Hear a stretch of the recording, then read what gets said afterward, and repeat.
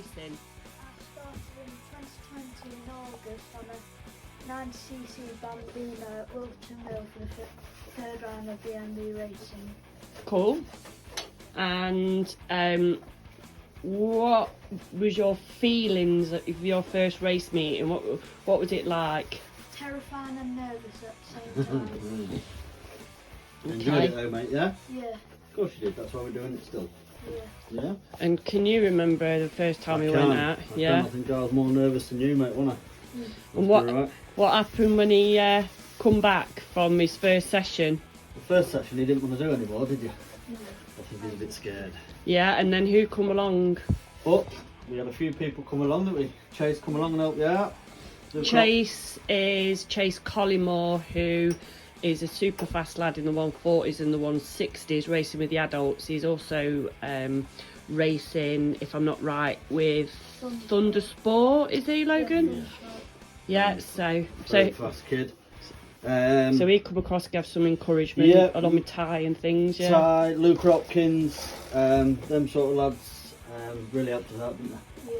Really helped us out big time. So you went out and you completed your first race meeting at Wilton Mill, and you weren't last, was you, mate? I want that. No. So then, can you remember where you went for your second ever race meeting? Three Sisters. Three Sisters, yeah, you're right. And Three Sisters was... I think around September. Was it September time, somewhere around there? September Yeah. time when it was perfect conditions, perfect weather. Yeah. Bone dry all weekend. Loved That's it. where you sort of got the bug, mate, on it then, and really got the racing bug.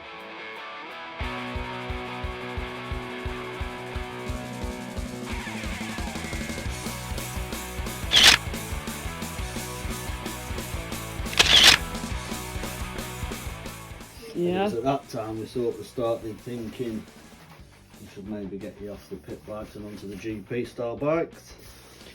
And there was actually, I'll put a picture on in a moment of Logan sitting on one of the rental Avalis that Adele and Simon bring with them to most meetings for people to not only rent out but to showcase what they do. Great bunch of people, always there to help, couldn't do more than what they do, and have been a great support for Team 33 from the start.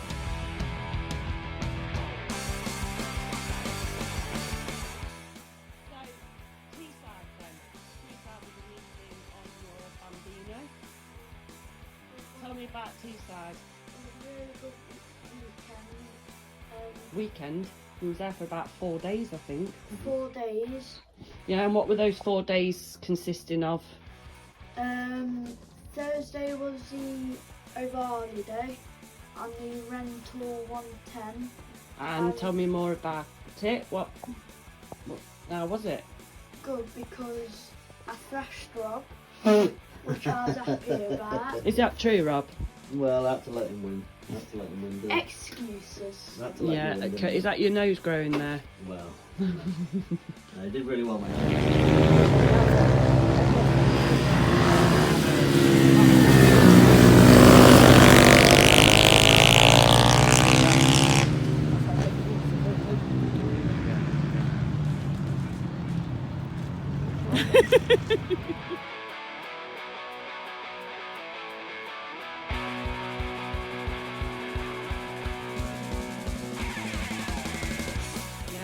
And that's where you Out in the wet on slicks. were, yeah. And I was panicking that you were going to crash it, and then I was going to have to pay for the damages, but you didn't.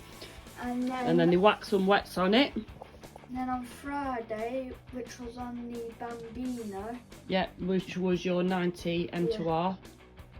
yeah, and we did the test day before the weekend, which we did all right on. Like, there was room for improvement.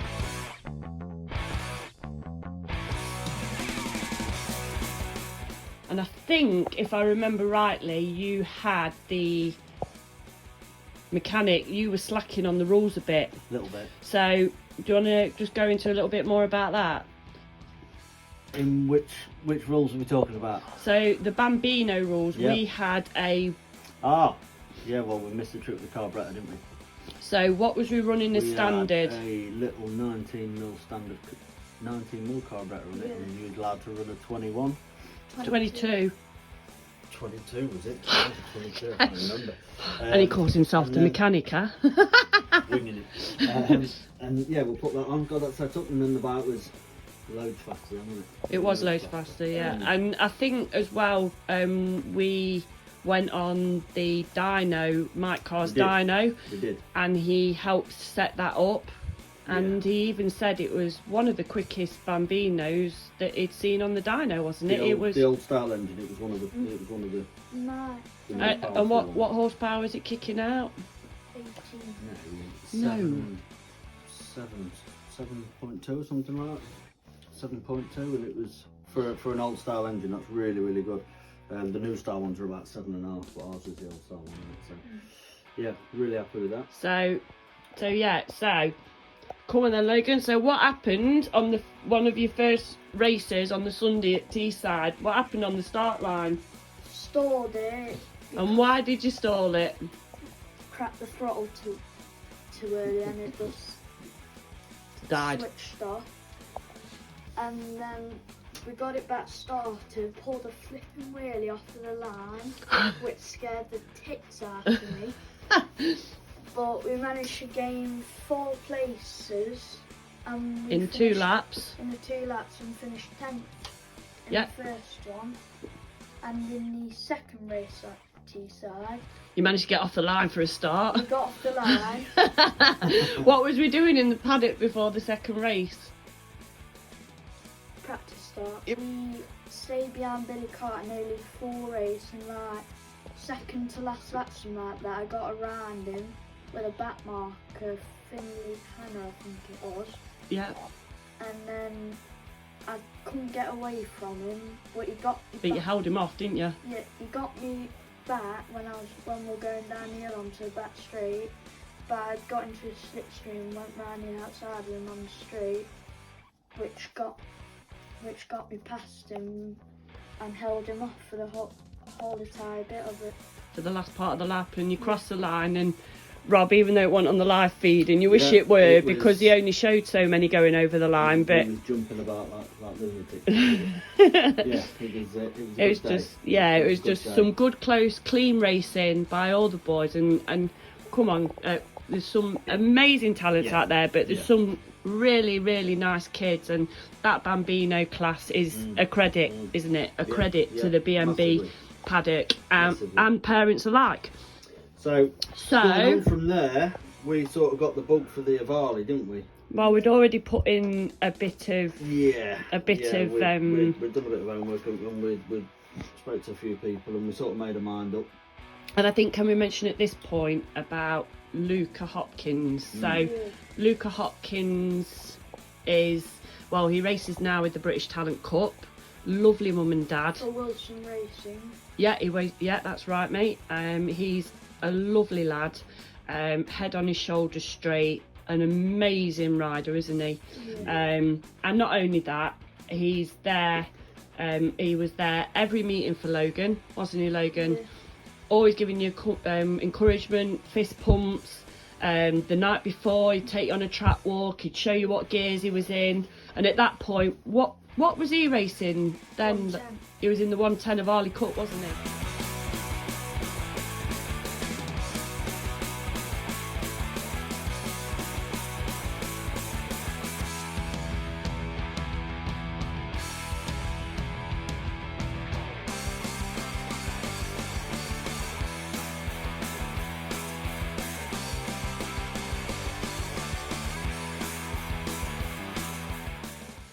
So the 110 championship. So on the whole, Logan, because we've done lots and lots and lots. So what would you say your strengths are? You know, when you was racing the Avali. Fast and flowy, Yeah. And what would you say your weaknesses are? tight technical, and thus corn speed Rain. and range. Yeah. Rain's Not got enough favourite. wet experience yet, have you, mate? But you didn't complete all the meetings. We did some, like half the time.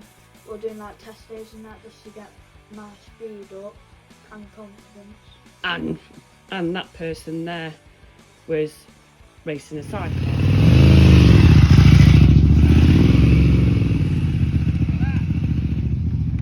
You raced the 110 and loved it. Yeah, I loved it. Yeah, Pembury was my favourite. yeah, okay. And why was Pembury your favourite? Because it was boiling hot weather, which I do like it when it's hot, not when I'm in the leathers. I don't like it when it's hot when I'm in the leathers.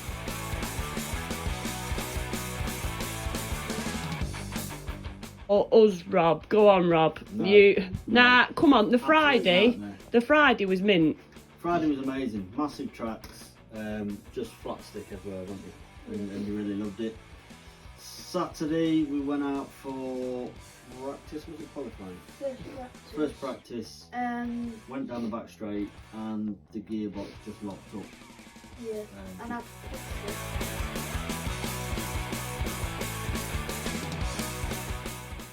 what it was, went down the back straight, gearbox just locked up, just got too hot, just locked up. Lucky it didn't split you off, really. very lucky. Smashed a few bits, didn't it? It smashed the sprocket. It smashed the sprocket.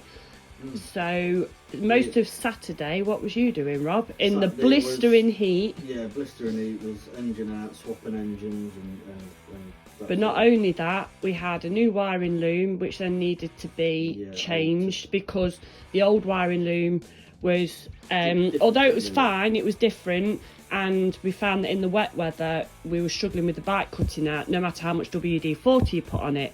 So again, big thanks to Hickey, big thanks to Simon, and big thanks to Dom at Rusty Restos, who come over, helped to get Logan back on the bike.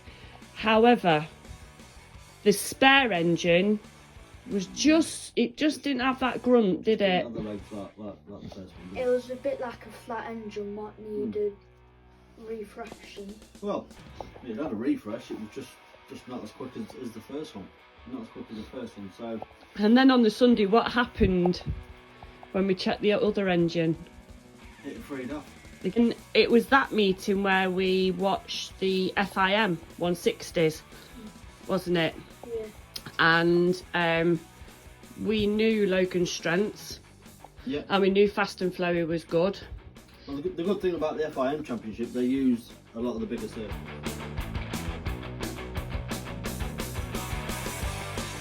A lot faster circuits, a lot safer in my point of view, not go-kart circuits, not as many on the grid. So we decided to enter them in the 160s. To do that, you've got to buy a 160.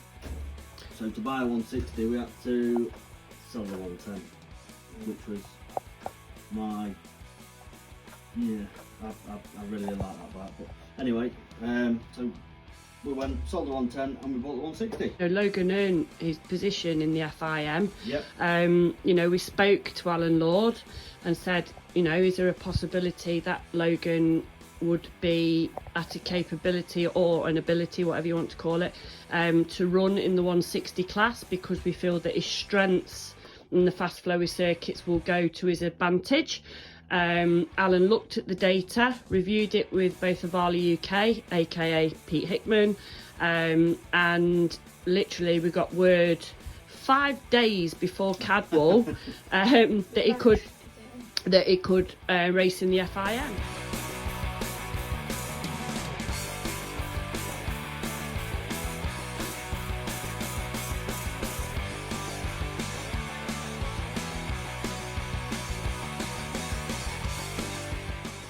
Yeah. And it was okay. Okay. We were close off the mid-part when it was dry, because I think we did like 57. Yeah, you were 7 seconds off fastest man, which was... Harlan came and he did a 51. That was right, yeah, and that was in your first session, wasn't it? Yeah. So you just kept pushing. Now, your first time at Cadwell and you're at a BSB meeting, You can't ask for more than that, really. Lads were clapping. I mean, please go and visit the Facebook page just to really grasp exactly. You can't grasp how amazing it was. I mean, a bit overwhelming, so I don't know how the kids felt. Yeah. But Logan absolutely, in our opinion, smashed it, and we had so many nice comments come through. I think people were quite shocked, if I'm honest, about how well Logan was doing, because he was always at the back of the pack in the 110. But he did. He did well. Unfortunately, on the Saturday, we had the dreaded wet weather. Now, Logan, do you like the wet weather? No. I hate the woods and that Cadwell when it's wet. But the thing is, when you get used to riding in the rain, you'll be absolutely fine. But It's experience. wet weather riding takes some getting used to. So Because on the Saturday when I was teaming it down the rain, just come out the air and give it a handful of throttle and the back end was coming around on me. You landed on your head a bit funny. Gave yourself a headache that you didn't even tell the paramedics about. Only admitted that the next day when you felt better. Thanks for that, Logan, because you don't like hospitals. and you need it more.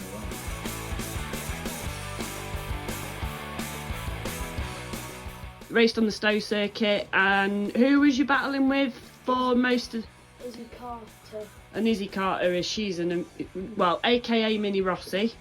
Yeah. She's number 46. She's really good. Lovely family. She's really good. Very, very smooth.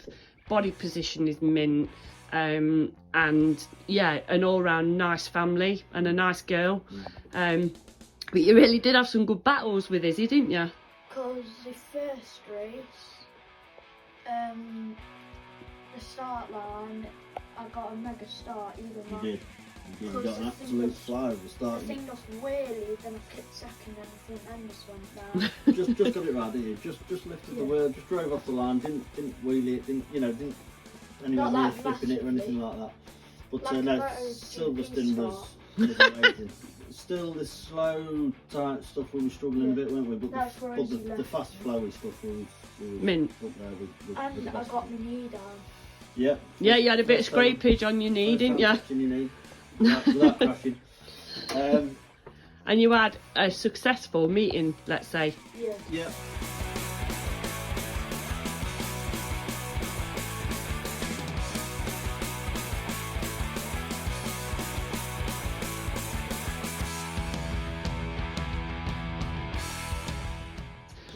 Now, Three Sisters, we still had the 110 and we still had the 160.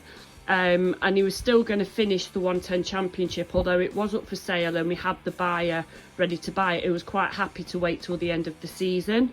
So we went to Three Sisters with both of one. Well, you went there with the 110. I worked and then come up with the 160. Yeah. So Logan had a great Friday morning testing, and then when I got there, Rob said, "Yeah, I'm just going to shove him on the 160." What happened, Logan? Things took an unexpected turn and we crashed.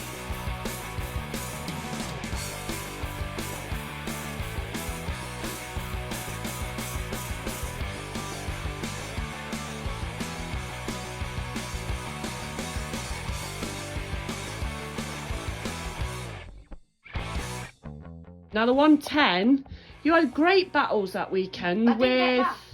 No, but what I'm saying is you had a great battle with Ethan Dunning. That's it. And Ethan led for the whole race, didn't he?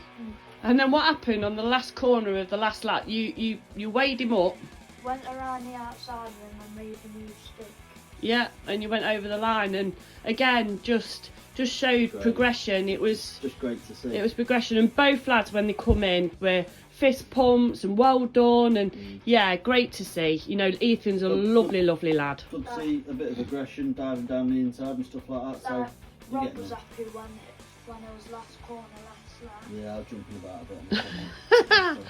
I saw him like this in the pit lane. And then the 160 didn't go so well. It just knocked your confidence, didn't it, Logan? That crash. Yeah, it was a big one. It was A big crash. tank slapper, and it went end over end. And again, just mainly fairing damage and a bit of scuff damage. I think we bent a clock bracket, if you want to call it that. So we had to But all replace that. replaceable, all Yeah, replaceable to yeah. make it brand new again, you know. Scuffs and scrapes, but it's a race bike. It's going to be like that. And can I just say that these Avalis do actually crash really, really well. On the 160, it just wasn't. You weren't feeling it, was you, mate? Just not in confidence with it, didn't it? And you know, you obviously loved racing the Avalis. Yeah. So why have you decided that you don't want to ride the Avalis anymore? Because at the FIM I felt a bit too pressured because this year you had to qualify, and I didn't want to, and we didn't want to spend all that money just to Not qualified. go racing. With the 160, with the qualifying rules and bits and bobs, it's a lot of pressure and it's a lot of stress, and some of the 11 and 12-year-old kids shouldn't really be getting It's a hyped bit up too about, much really. pressure.